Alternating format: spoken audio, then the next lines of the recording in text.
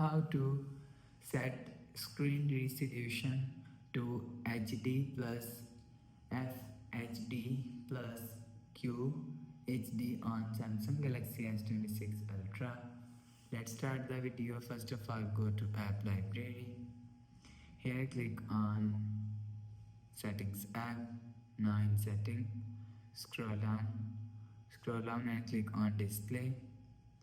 After click on Display, scroll down and click on Screen Resolution. From here, you will see Screen Resolution is here. Click on Screen Resolution.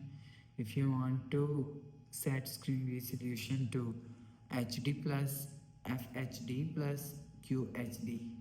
So if you want to set QHD, click on QHD.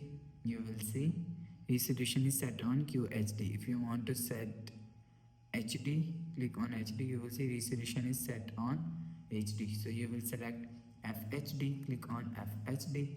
After select, click on apply, go back to home screen. So that's how you can set screen resolution to HD plus, FHD plus, QHD on Samsung Galaxy S26 Ultra. If you like the video, please subscribe. Thanks for watching.